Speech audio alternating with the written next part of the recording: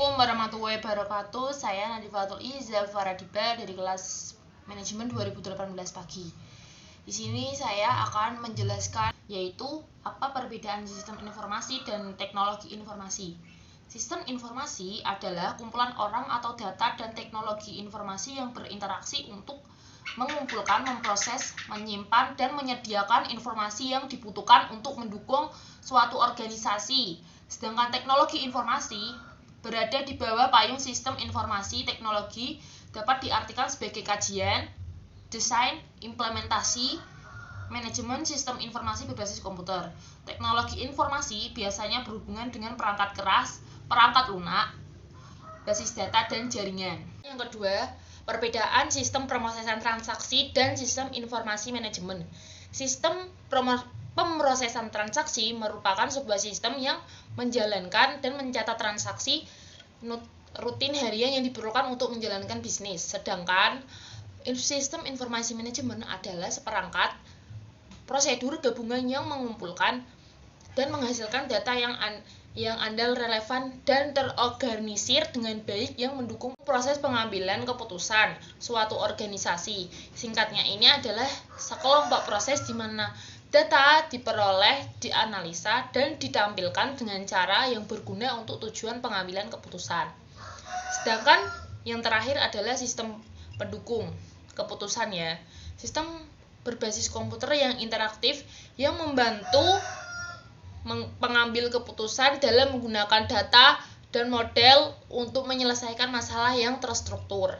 Selanjutnya yaitu 8 keterampilan yang harus dimiliki oleh seorang analis sistem atau keahliannya ya. Yang pertama, tentunya mempunyai kemampuan dalam berkomunikasi. Kemampuan dalam berkomunikasi adalah salah satu syarat yang harus dimiliki dalam menjadi analis sistem, karena banyak menghabiskan waktu untuk berinteraksi dengan pengguna manajemen, klien, dan pengembang. Selanjutnya ada technical skill atau keterampilan teknis. Ini juga penting dalam menjadi seorang analis sistem. Agar berhasil mengidentifikasi suatu solusi bisnis, seorang bisnis analis perlu tahu informasi apa aplikasi teknologi yang sedang digunakan. Untuk pengujian perangkat lunak dan merancang sistem bisnis memerlukan seorang bisnis analis untuk berbicara dengan otoritas bahasa ganda.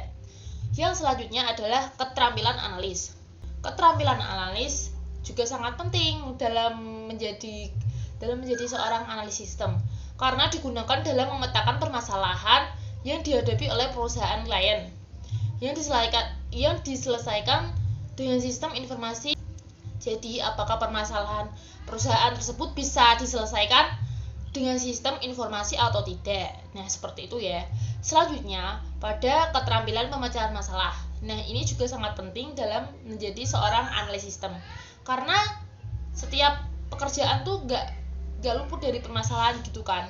Jadi harus ada seseorang yang bisa memecahkan masalah. Lah, itu salah satunya. Yang selanjutnya adalah keterampilan manajerial.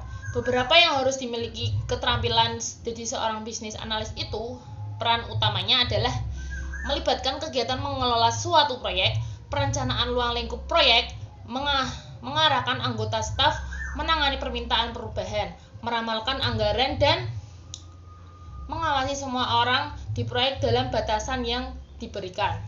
Yang selanjutnya ada keterampilan negosiasi dan persuasi. Keterampilan negosiasi analis bisnis penggunaannya sering datang ketika bersaing untuk proyek-proyek klien, menemukan keseimbangan antara keinginan individu dan kebutuhan bisnis. Yang terakhir adalah kemampuan menguasai metodologi pengembangan sistem. Metodologi pengembangan sistem adalah suatu proses dalam pengembangan sistem yang formal dan presisi yang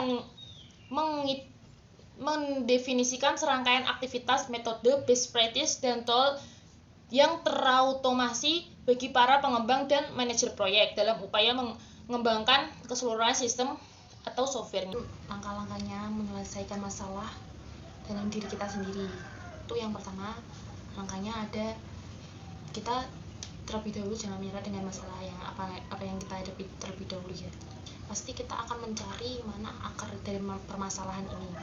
Selanjutnya memulai proses. Kalau kita bisa menemukan permasalahan tersebut, kita mungkin boleh bercerita kepada teman-teman kita, mungkin curhat kepada teman dekat kita kalau kita tuh punya masalah, jadi tuh nggak terlalu terbebani gitu. Siapa tahu teman yang kamu curhati itu dia bisa memberikan solusi, sehingga permasalahan yang kamu hadapi saat ini itu menjadi ringan karena diberikan solusi dari teman-teman kamu. Untuk selanjutnya, yang terpenting dalam menyelesaikan masalah itu tidak perlu membesar-besarkan ya. Walaupun masalah itu sebesar apapun, sekecil apapun, kita nggak perlu membesar-besarkan masalah itu, karena itu akan mempersulit kondisi yang sebenarnya seperti itu. Jadi kita nggak perlu yang namanya membesar-besarkan masalah yang sudah ada gitu.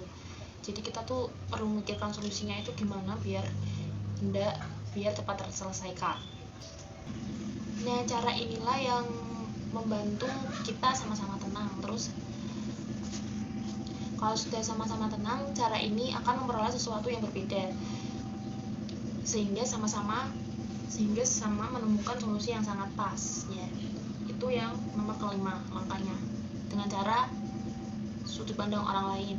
6, yaitu berpikir positif. Berpikir positif itu perlu dalam menyelesaikan masalah, karena kalau kamu sedang menghadapi masalah itu tidak harus yang namanya berpikiran buruk terus ya.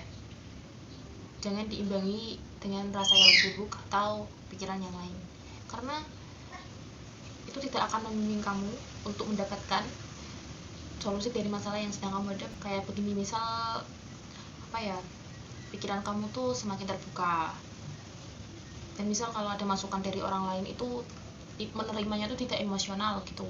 Jadi tuh jangan emosional dulu kalau ada masukan dari orang lain, karena itu merupakan salah satu solusinya.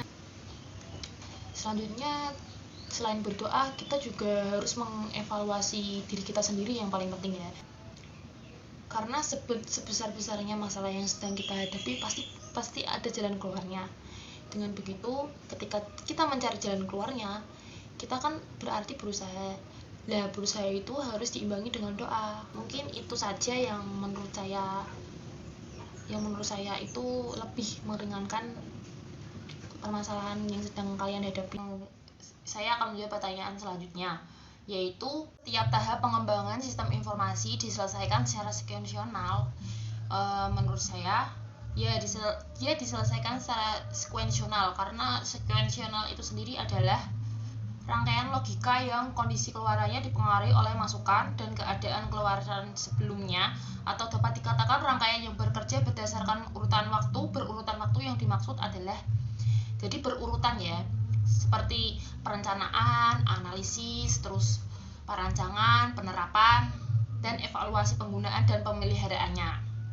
Nah, jika ya kekurangannya dalam setiap tahap pengembangan SI adalah yang namanya berurutan pasti juga tidak monoton ya. Akan seperti itu terus dalam dunia politik maupun bisnis atau lain-lain. Seperti adanya instruksi dari pimpinan atau adanya peraturan pemerintah, misal pemerintah akan mengganti model program yang diinginkannya, atau mengganti model yang lama menjadi baru. Itu seperti itu ya. Nah, cara mengatasi kekurangannya adalah yaitu melakukan kembali atau mengevaluasi tim yang bekerja di setiap bidangnya untuk menciptakan sesuatu yang baru tanpa harus kita update sewaktu-waktu. Jadi seperti itu. Terima kasih. Saya Nadifatul Izza Faratiba. Jika ada kekurangan, Assalamualaikum warahmatullahi wabarakatuh.